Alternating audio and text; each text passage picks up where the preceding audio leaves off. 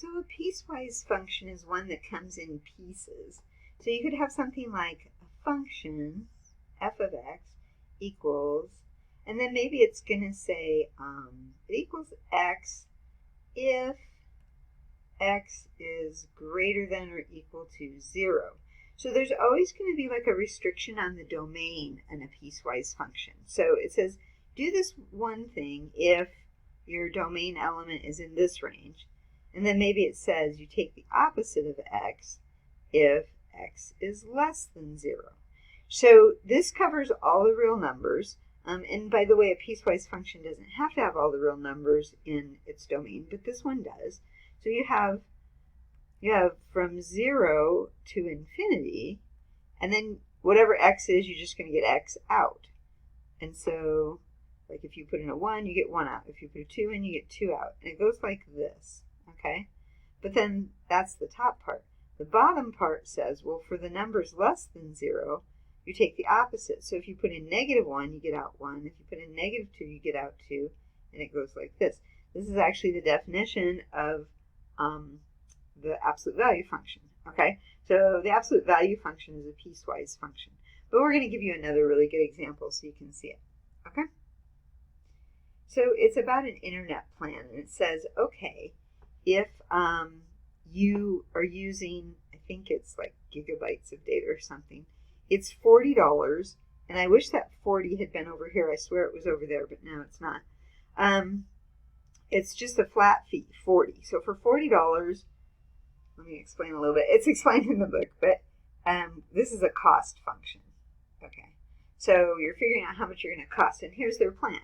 If you spend between 0 and 15 gigabytes of data, I think that's what it is, then it's going to cost you $40. But if you go over that, if you go over 15, then you're going to pay $40 plus for every gigabyte you go over 15, you're going to pay another 60 cents. Okay?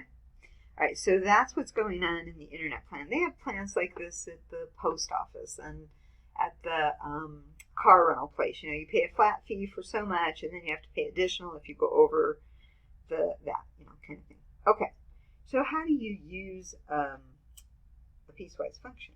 Well, here we're just evaluating. So we want to evaluate the cost function when g is 10. So you have to find, well, am I going to do the top case or the bottom case?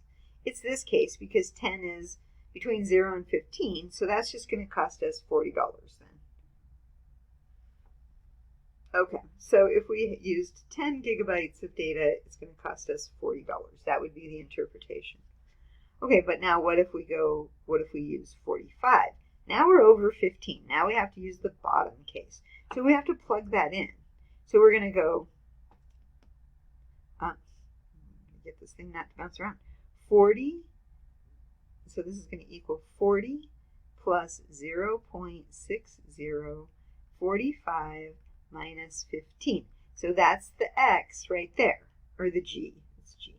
Okay, so 40 plus 60 times 30. And then what's 60 times 30? Is it 9? It was 0.6.